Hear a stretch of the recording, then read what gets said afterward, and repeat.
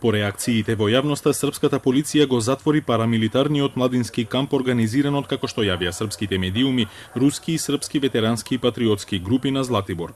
Потегот на здруженијата го критикуваше и српскиот председател Александар Вучич, кој порача дека така не се создава иднина за Србија.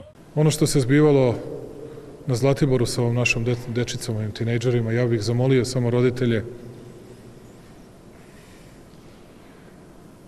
to i kad radite ne mora i ne bi trebalo da se radi u uniformama. Nama to kao zemlje nije potrebno. I takve stvari država Srbija neće tolerisati. Властите велат дека на летниот камп на планината Златибор учествувале деца на возраст од 12 години и возрастни над 23 години. Вкупно 34 мажи и 12 жени присуствуваа на еднонеделниот младински патриотски камп Златибор 2018 година. Присутните на кампот беа од Србија, Црна Гора и Босна и Херцеговина. Владата соопшти дека кампот е затворен поради можни злоупотреби на децата и дека учесниците се пратени дома. Ta deca treba da uče, da rade, da sutra budu i dobri vojnici, ali zna se kad je vreme za vojsku, zna se kad je vreme za učenje, kad je vreme za školu, kad je vreme za neke druge stvari.